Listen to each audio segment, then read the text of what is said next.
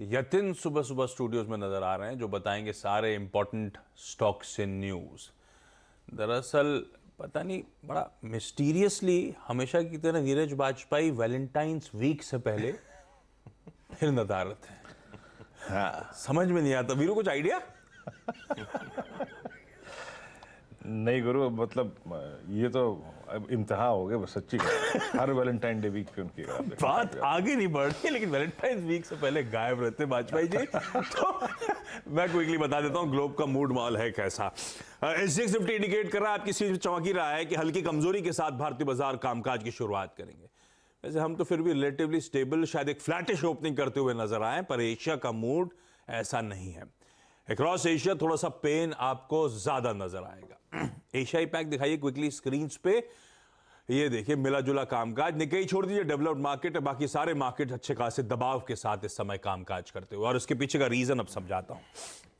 US में Friday को जो सेशन हुआ तो आपकी स्क्रीन पर आएगा।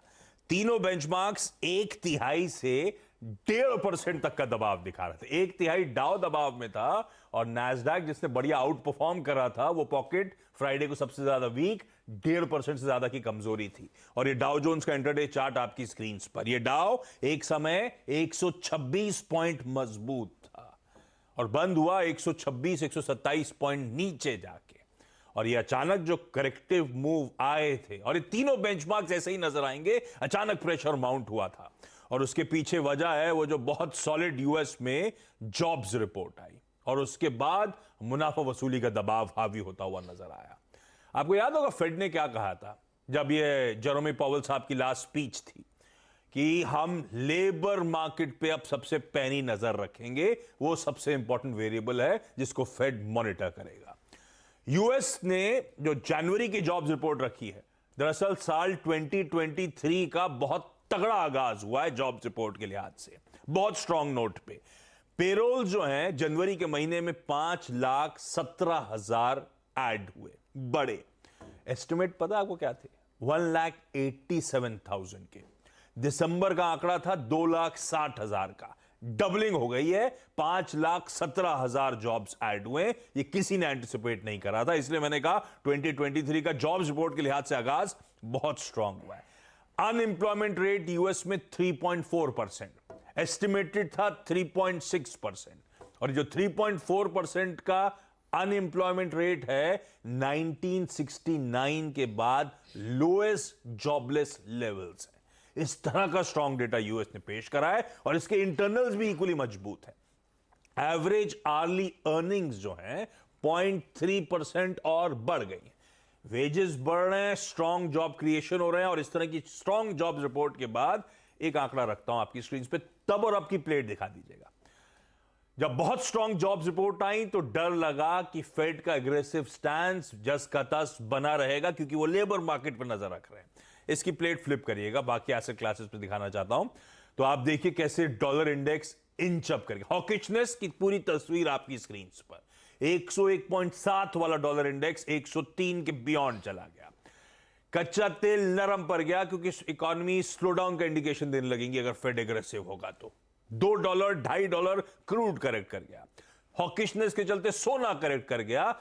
1925 डॉलर्स पर आउंस वाला $50-60 करेक्ट कर गया। इस तरह से वो हॉकिशनेस का इंपैक्ट अक्रॉस एसेट क्लासेस आपको नजर आएगा। तो प्योरली, और ये सिर्फ यूएस का फ्राइडे पेन नहीं था, यूएस के फ्यूचर्स आज सुबह भी 1/4 से 1/3% के दबाव के साथ ही कामकाज कर रहे हैं।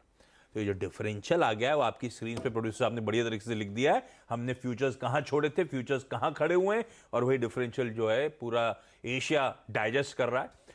हमारे इंडिविजुअल कुछ रिजल्ट्स बढ़िया भी रहे हैं। हमारा मूड मॉल हमने अंडर परफॉर्म 2 हफ्तों में बहुत ज्यादा ग्लोब को कर दिया है, तो हमारी चाल हो सकता है थोड़ा सा डीकपल टाइप नजर आएगी, लेकिन ये मोटा मोटी यूएस से क्यूज है। जॉब्स रिपोर्ट बहुत स्ट्रांग और उसने मूड बिगाड़ दिया, डर लगने लगा। ये रही जॉब्स रिपोर्ट की कहानी। एक अपडेट और दे देता हूं। अच्छा, इसी के साथ जोड़ देता हूं थोड़ा सा यूएस चाइना टेंशंस जो थोड़े से बढ़ रहे हैं, उसकी बात ग्लोब में बहुत चल रही है। दरअसल आपको याद होगा चाइना का एक बलून जो है वो यूएस के ऊपर उड़ रहा था 60,000 फीट की ऊंचाई पर। तब वो यूएस मिलिट्री ने कहा था कि चाइनीज सर्वेलेंस बलून है ये जो हमारी मिलिट्री फैसिलिटीज के ऊपर उड़ रहा है।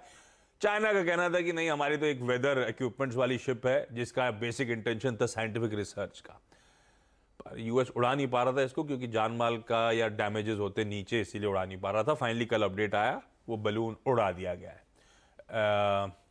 पर उसके बाद वो ब्लिंकन साहब ने इस बीच, यूएस सेक्रेटरी ऑफ स्टेट जो है ब्लिंकन साहब, उनकी एक चाइना विजिट थी, हाई प्रोफाइल, बहुत अरसे बाद एक यूएस ऑफिशियल चाइना जा रहा था। इस बलून के चलते वो विजिट कैंसिल कर दी गई, इनडेफिनेटली पोस्टपोन कर दी गई और टेंशन थोड़े से बढ़ते हुए नजर आ रहे हैं। ये सब है ग्लोब की तस्वीर। लार्जली बहुत स्ट्रॉन्ग जॉब्स रिपोर्ट मूड को थोड़ा डेंट कर रही है। लेकिन वीरू,